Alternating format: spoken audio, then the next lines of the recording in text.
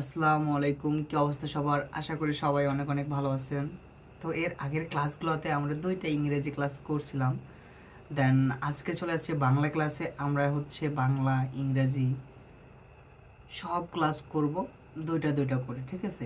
আজকে দুইটা হবে, কালকে দুইটা, এইভাবে পর্যায়ক্রমে চলতেই থাকবে। ঠিক আছে, আজকে আমরা ক্লাসে চলে যাই। সবাই ভালো করে ক্লাসটা দেখো। চ্যানেলে যারা নতুন আসছো, যারা প্রথমবারের মতো ভিডিওটি দেখতেছো, তারা ফেসবুক থেকে দেখলে অবশ্যই পেজটি ফলো করে দিবা, আর ইউটিউব থেকে দেখলে অবশ্যই ইউটিউব চ্যানেলটি সাবস্ক্রাইব করে দিবা। তো এত কথা না বাড়িয়ে চলুন আমরা আজকে ভিডিওতে চলে যাই। ঠিক আছে, আচ্ছা, আমরা এখানে কি দেখতে পাচ্ছি? বাস্য। বাস্য, আচ্ছা, কেউ কি বলতে পারবা বাস্য মানে কি? বাস্যর মিনিংটা কি? কেউ বলতে পারবা? এনিওয়ান? আচ্ছা, বাস্য মানে বক্তব্য বলা। বাচ্য মানে কি? বক্তব্য বলা বা বক্তব্য। বাচ্য মানে কি? বক্তব্য বলা বা বক্তব্য। ঠিক আছে, একটু বুঝতে কষ্ট হচ্ছে। আচ্ছা, আমরা নিচে চলে যাই, তাহলে আরও সুন্দরভাবে আমরা বুঝতে পারব। বাক্যের প্রকাশভঙ্গিকে বাক্য বলে। বাক্যের কি প্রকাশভঙ্গিকে বাক্য বলে? এখন ভাই তুমি কোশ্চেন করতে পারো যে ভাই প্রকাশভঙ্গি আসলে কি? আমি তো বুঝি না, আমি তো প্রথমবার ক্লাস করতেছি। ঠিক আছে ভাই, প্যারা নাই, চিল। আমরা এখন দেখি বাক্যের প্রকাশভঙ্গিগুলো আসলে কি। আচ্ছা, এইখানে আমি কয়েকটা চারটা সেন্টেন্স দিয়ে রাখছি, চারটা বাক্য দিয়ে রাখছি।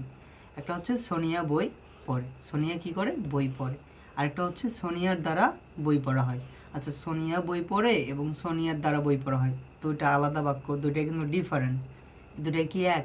না। তারপর সোনিয়ার বই পড়া হয়, এটাও কিন্তু আলাদা একটা বাক্য। তারপরেরটা দেখো, বই পড়া হয়। আচ্ছা, চারটা বাক্য এখানে দেখতেছো, চারটার মধ্যে কি কোথাও মিল আছে? না। প্রতিটা বাক্যের আলাদা আলাদা একটা করে কি আছে? প্রকাশভঙ্গি আছে। প্রথমটা দেখো, প্রথমটা একভাবে প্রকাশ হয়েছে, দ্বিতীয়টা একভাবে, তৃতীয়টা একভাবে, 4 নাম্বারটা একভাবে। এখানে কিন্তু আলাদা আলাদা করে তাদের প্রকাশভঙ্গি মানে আলাদা বাক্য, আলাদা প্রকাশভঙ্গি। ঠিক আছে, এই বাক্যের যে আলাদা আলাদা প্রকাশভঙ্গিগুলো আছে, এগুলাই বাস্য।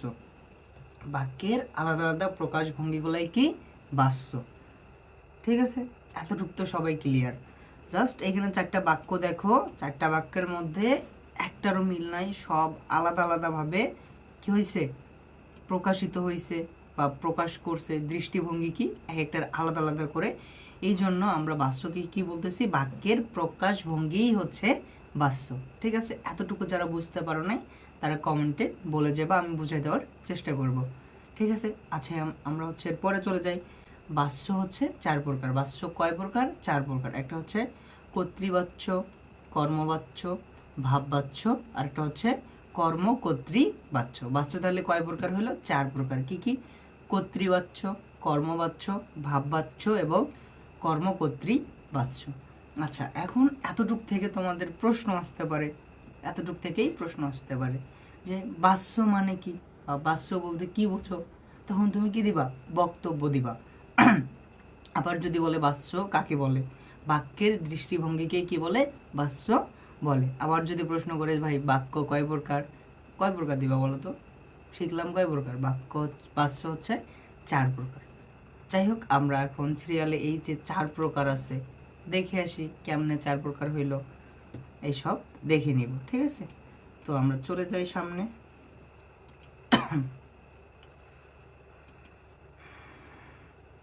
আচ্ছা, প্রথমে কি আসতেছে? কর্তৃবাচ্য। প্রথমে আসতেছে কর্তৃবাচ্য। ভাই আমি এমন সোজা টেকনিকে তোমাদের শেখাবো, আজকের পর থেকে আর কখনো বাস্যতে তোমরা আটকাবো না, একদম গ্যারান্টি। ঠিক আছে, একদম শর্টকাটে শেখাবো, তোমার মনেও থাকবে, তুমি কখনো আটকাবেও না। ঠিক আছে, আচ্ছা, কর্তৃবাচ্য চেনার জন্য দুইটা উপায় দিব। কয়টা উপায়? দুইটা উপায়। এই দুইটা উপায় যদি তুমি মনে রাখতে পারো, একটা কর্তৃবাচ্যও তুমি আটকাবে না। ঠিক আছে, কে দিয়ে প্রশ্ন করে উত্তর পাওয়া যাবে? কি দিয়ে প্রশ্ন করে ভাইয়া? কে দিয়ে। কে দিয়ে? কর্তাকে কে দিয়ে প্রশ্ন করে উত্তর পাওয়া যাবে। জাস্ট এতটুকুই মনে রাখো, কর্তা কর্তৃ বাদ দাও, বাক্যের কথায় কর্তা হ্যান ত্যান এত প্যারানোর দরকার নেই। জাস্ট মনে রাখো কে দিয়ে প্রশ্ন করে উত্তর পাওয়া যাবে। আরেকটা কি? কর্তৃপদের বিভক্তি শূন্য হবে। কর্তৃপদের কি হবে? বিভক্তি শূন্য হবে। কঠিন মনে হইতে পারে এটা। আচ্ছা থাক না, এটা রুলস দিছি, থাক, আপাতত স্কিপ করলাম।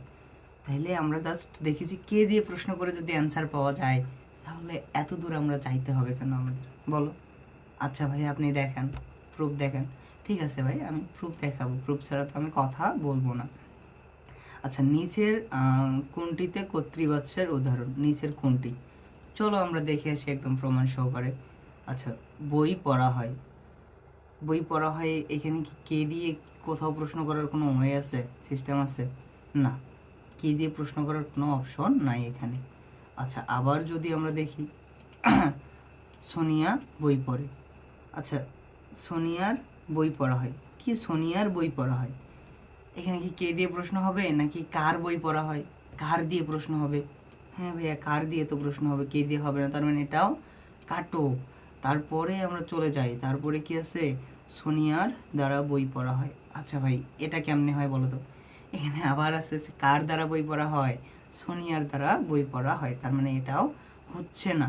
আচ্ছা তাহলে কোনটা হবে? উপরে আরও একটা তো বাকি আছে, এটা দেখি। সোনিয়া বই পড়ে। আচ্ছা একটা যদি আমি প্রশ্ন করি, কে বই পড়ে? সোনিয়া বই পড়ে। কে দিয়ে কি প্রশ্ন হয়েছে? জি ভাইয়া হয়েছে। কেমনে? কেমনে হয়েছে?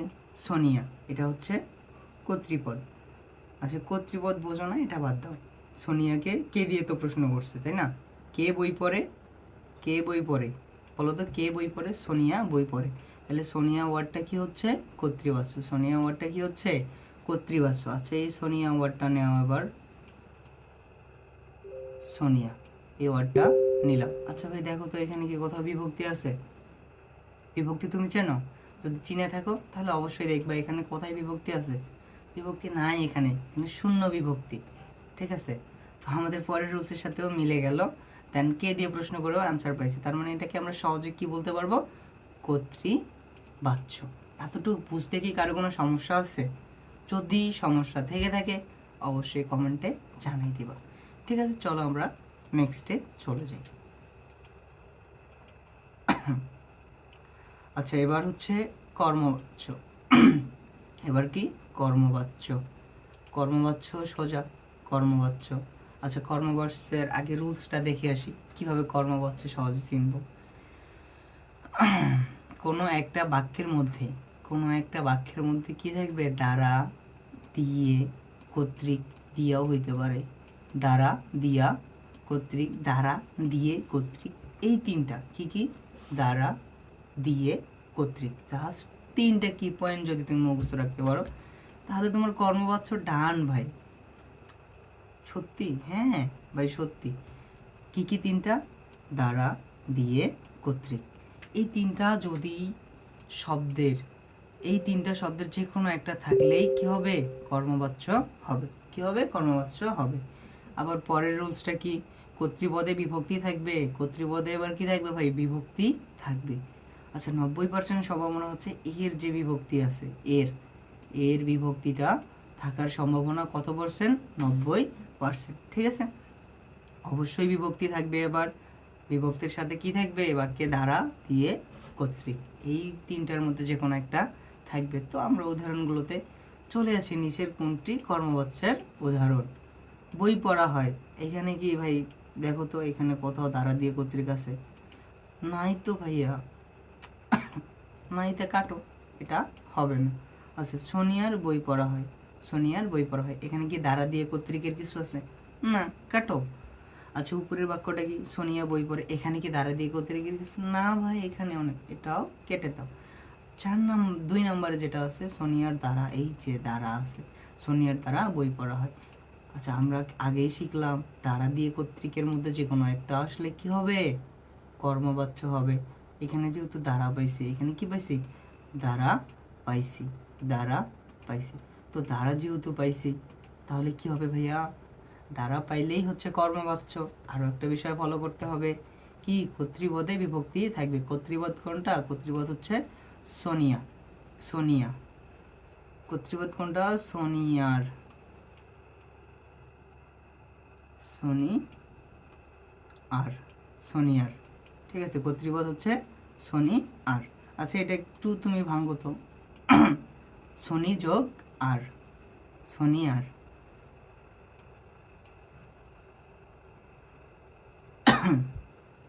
আচ্ছা ঠিক আছে, তাহলে আমরা কি কি পাইলাম? এই সোনিয়া যে কথাটা আছে এটাতে হচ্ছে বিভক্তি আছে, সোনিয়া কথাটাতে, সোনিয়ার কথাটাতে কি আছে? এই বিভক্তি আছে। শেষে দেখো র আছে, শেষে কি আছে? র আছে। র বা এর হচ্ছে বিভক্তি, তো র হচ্ছে একটা বিভক্তি, র হচ্ছে কি একটা বিভক্তি, অবশ্যই বিভক্তি আছে, এটার সাথেও মিলে গেল। তারপর কি দ্বারা দিয়ে কর্তৃক আছে, এই তিনটার সাথেও মিলে গেল। তো মিলে গেলে আমরা কি বলতে পারবো? কর্মবাচ্য। এতটুকু নিয়ে যদি কারো সমস্যা থাকে কমেন্ট বক্স ফাঁকা আছে, কমেন্ট করে যাব, ঠিক আছে? আমি বোঝাই দেওয়ার চেষ্টা করবো ইনশাআল্লাহ। তবে এর থেকে সোজা টেকনিক মনে হয় না ভাই কোথাও পাবা। আচ্ছা আমরা নেক্সটে চলে যাই। নেক্সটে যদি চলে আসি, দেন আমরা দেখবো ভাববাচ্য। কি দেখতে পারবো? ভাববাচ্য। ভাববাচ্য চিনার আবার দুইটা রুলস আছে, এটারও দুইটা রুলস। হ্যাঁ ভাইয়া, এটারও দুইটা রুলস। তো চলো আমরা দেখে আসি। কার দিয়ে প্রশ্ন করে উত্তর পাওয়া যাবে? কি দিয়ে প্রশ্ন করবে? কার দিয়ে। কি দিয়ে? কার। কার দিয়ে প্রশ্ন করে যদি উত্তর পাওয়া যায় তাহলে আমরা কি বলতে পারবো? ভাববাচ্য। কার দিয়ে প্রশ্ন করে উত্তর পাওয়া গেলে আমরা কি বলতে পারবো? ভাববাচ্য। কর্তৃপদে কি থাকবে? বিভক্তি থাকবে, এর বিভক্তি থাকবে। কর্তৃপদে এর বিভক্তি থাকবে। কর্তৃপদে কোন বিভক্তি থাকবে ভাইয়া? এর বিভক্তি থাকবে, ঠিক আছে? চলো আমরা উদাহরণে দেখে আসি। চলে আসলাম। কার দিয়ে প্রশ্ন। আচ্ছা, সোনিয়া বই পড়ে, এখানে কি কার দিয়ে প্রশ্ন হচ্ছে? না। কে বই পড়ে? সোনিয়া পড়ে। কে দিয়ে প্রশ্ন হচ্ছে? আচ্ছা এবার হচ্ছে সোনিয়ার দ্বারা বই পড়া হয়। দ্বারা যেহেতু আছে, দ্বারা তো আমরা অলরেডি শিখে আসছি, তো এটাও স্কিপ করো। আচ্ছা তারপরে 3 নম্বর যে 4 নম্বর বাক্যটা আছে, এখানে কি কার দিয়ে কার বই পড়া হয়? অ্যান্সার আছে না, এটাও কাটো। 3 নম্বর যে বাক্যটা আছে এখানে হচ্ছে সোনিয়ার বই পড়া হয়। কার বই পড়া হয়? প্রশ্ন করো না ভাই। কার বই পড়া হয়? কার বই পড়া হয়? সোনিয়ার বই। কার বই? সোনিয়ার বই। কার বই পড়া হয়? সোনিয়ার। কার বই? প্রশ্ন করো না। কার বই? সোনিয়ার বই। তো সোনিয়ার যেহেতু তুমি বই পড়তেছো, কার দিয়ে প্রশ্ন করে অ্যান্সার পাইছো, তার মানে এটা কি বলতে পারবে তুমি? ভাব পাচ্ছ। কার দিয়ে প্রশ্ন করে অ্যান্সার পাওয়া মানে কি? ভাব পাচ্ছ, ঠিক আছে? আবার কর্তৃপদ যদি তুমি দেখো সোনিয়ার, সোনিয়ার এইখানে অবশ্যই বিভক্তি আছে। বিভক্তির ক্লাস যদি না করো তাহলে তো আমার কিছু করার নেই। ইনশাল্লাহ নেক্সটে বিভক্তির ক্লাস নিব, দেন তখন জানতে পারবো, ঠিক আছে? এখানে অবশ্যই বিভক্তি আছে। তো ভাববাচ্য নিয়ে যদি কারো কোনো সমস্যা থাকে, কনফিউশন থাকে, অবশ্যই কমেন্ট করে যাবা, আমি ক্লিয়ার করে দেবো ইনশাল্লাহ, ঠিক আছে? তো চলো আমরা নেক্সটে চলে যাই।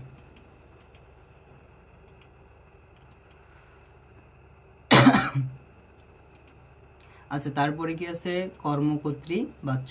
কর্মকর্ত্রী বাচ্য। এই বাক্যে কি হয়? কর্তা যিনি আছে, কর্তা যিনি আছে তিনি কি উপস্থিত থাকবে না। কর্তা উপস্থিত থাকবে না। কর্তা কি থাকবে? উজ্জ থাকবে। কর্তা উজ্জ থাকবে।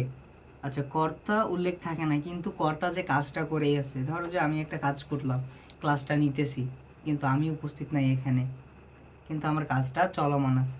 তুমি রেকর্ড ক্লাসটা দেখতেছো, আমি তোমার সামনে নেই, আমার ক্লাসটা করতেছো, মানে আমার কাজটা চলমান আছে।